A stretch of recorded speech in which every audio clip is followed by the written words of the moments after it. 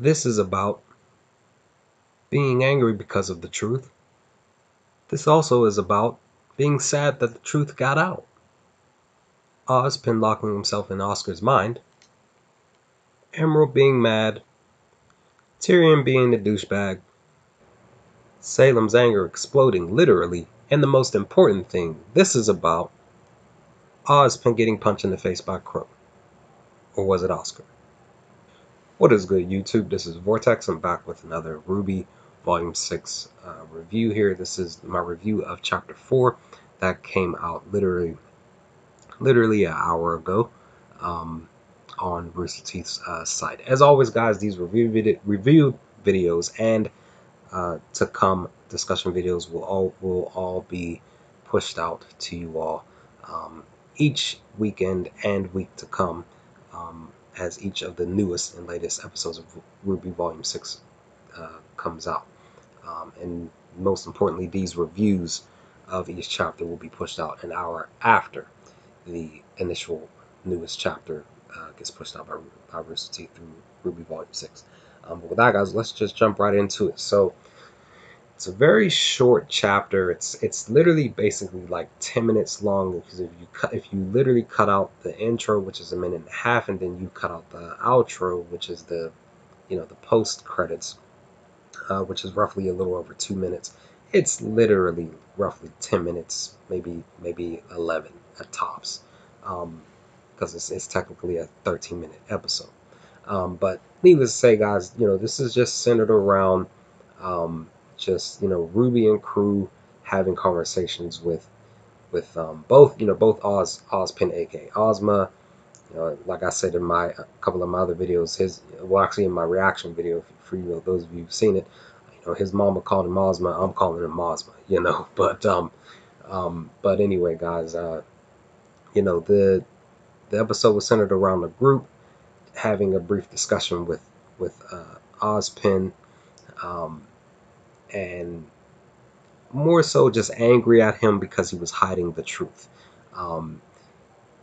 The girls, plus, like I said, in my opening about Crow punching Ozpin in the face, it, and then on top of that, in the midst of everything that, in this whole scene, this whole like 4-minute scene here, that Ozpin decides to leave. He decides to shut himself in the mind of Oscar, where he even Oscar can't tell if he's there or not. He's just like, I can't. He's locked me in my brain. But in the midst of all this, the girls, like I said, Crow, they're all just telling him, like, you held this information back. How are we gonna get through this? Even Ruby asking Crow, excuse me, Ozpin, do you have a plan? And he says, no, he doesn't have a plan. You kind of question, with everything that Ozpin has been doing for, decades, with this, with the school that he was head over, and him, basically trying to figure out another way to defeat Salem, with what Jen had told him when we found out the information in Chapter 3 last weekend, that Jen told him specifically, you can't defeat Salem. Again, we the fans are sitting back like, is she saying that him specifically can't defeat Salem, or is it that nobody can defeat her? But all in all, that whole defeating Salem, that's on her. The god. There's really no real true speculation on as to how Salem can be beaten. We pretty much have that gist of the gods gave her immortality, and so yeah, they're basically telling her, hey, you have to learn from your choices in life. You have to accept the fact that there is a thing called life and death. Accept that people die. Once you do accept that, then you can finally rest. But people are still sitting back and thinking that maybe Ruby has a chance to defeat Salem. Maybe Ozpin will figure out a way to, still defeat Salem.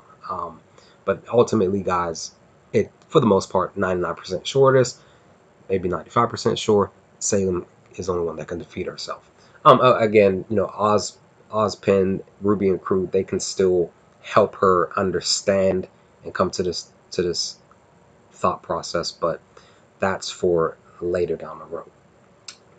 Getting back on track to what I was talking about in this review, that the group, they just they pretty much are just having their getting their emotions out, letting Ozpin know you held this truth from us, kind of blaming him too, like this is your fault for doing this.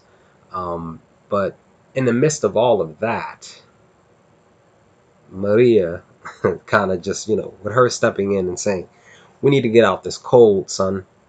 It's freezing. We're in the snow. Yes, we found out this information, but we need shelter, which is true because we're out in the snow. It's cold.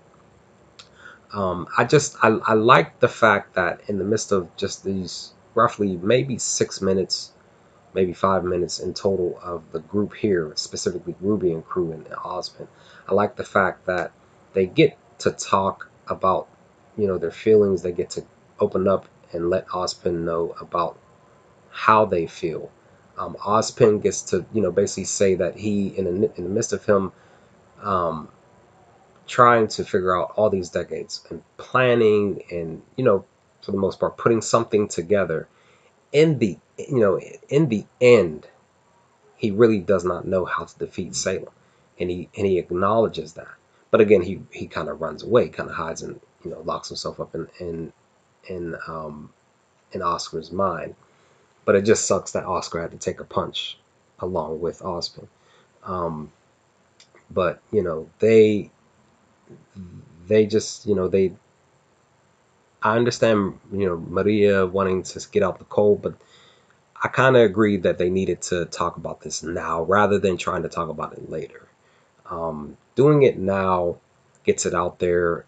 It doesn't have to fester anymore. They can actually have that conversation, and like I said, they can move on to trying to figure out what to do next. But that's this specific stuff. As far as Salem and crew, Emerald, Hazel, Tyrion, that whole scene, that was more so them coming to the realization, more and even more so like pointing the blame in one direction.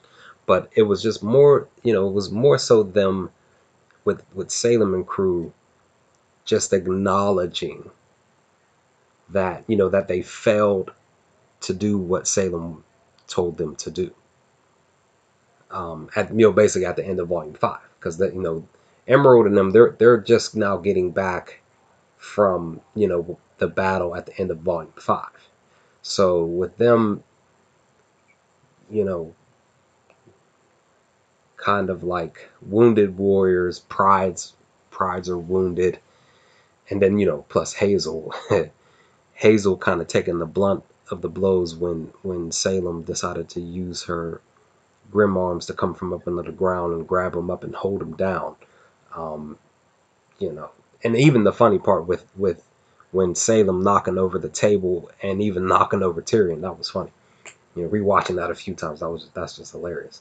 But with that whole conversation, it like I said, guys, it was more just focused on pointing the blame to Cinder, because Salem pretty much says that you all may have failed me, but the major blame goes to Cinder because she couldn't do what I, what basically I told her to do. And even, even she knew that Cinder survived, but, Emerald and crew didn't know that. They didn't know. They they didn't, they thought that she was gone simply because, Yang coming from, using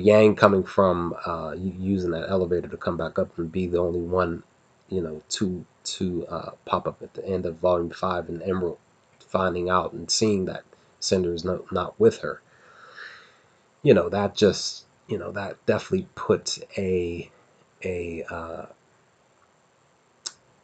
want to say, like, just like a heartbreaking moment for Emerald, because basically Emerald was kind of like, not like Cinder's friend, but she was like her puppy, kind of like Emerald. Like, I think Emerald even accepted that role, like she was Cinder's pet type of thing. Like that's why I'm like, I'm more so like poor Emerald, because she, you know really wants, really looked up to Cinder, and she was like always at her side, on her hip, would do any and everything to make sure that Cinder succeeded, and even probably to the midst of probably even sacrificing her own self to do it. Um, but Emerald's is, we're still wondering about Emerald, and her, she showed some signs of extra power through her semblance, and we're still curious about that.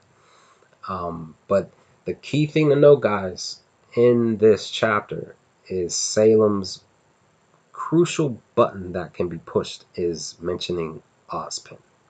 When Hazel mentions Ozpin, she goes off. Like I showed you, her rage. They were up there talking, explaining certain things after Hazel mentioned Ozpin being with Ruby and crew. Her rage is still deep, strong, and very, very, um, like powerful. Like it's man, like she yelled at the top of her lungs, and that entire room, all the glass and everything, just exploded. Well, not so much the entire room, but the glass itself just exploded in that room. Yeah, I just know for a fact, guys. We know for a fact that once her and Ozpin finally or come face to face once again, they're gonna fight. It's gonna happen. I'm just curious how it's gonna look. So, you know, but that's pretty much it on the review. I mean, Ruby and crew, they find that farm, they find some shelter, but there's still more stuff to talk about between, Ozpin and Ruby and them, and even Crow, because Crow's hurt. He is hurt. He's hurt bad. I mean, man, he said it. He trusted him. He really did. He really trusted Ozpin, guys. He really, really did. And it just sucks that he had to go through that stuff. Being manipulated by Ozpin, aka Ozma, because Mama called him Ozma. But yeah, guys, like I said, very short um, um, uh, episode. Very short episode. I did enjoy it. I did. Just taking it all in to bring you all this review. Um, it was it was it was a good enough episode. So I'm wondering what happens next week on episode 5, because where do we go from here? Are they gonna have more conversations? Like, is Ozpin gonna have a sit down with everybody? I doubt he's probably gonna do that in the next episode.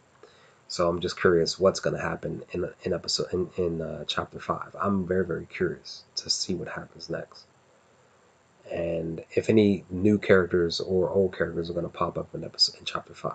I'm very, very curious. And will we get some type of backstory on Maria as well? Because again, everybody's pointing to her and Ruby and the Silver Eyes. Who knows for sure? But with that, guys, that's my review. That's all I have to say. So let me know your thoughts in the comment section. What did you all think of episode of chapter 4? Let's have a chat. Did you think that it was decent? Did you think it was okay? Did you think it sucked? Did you enjoy it a lot? Let me know your thoughts in the comment section, guys, and I will chat with you all next weekend with my review of chapter 5 of volume 6. Peace, guys.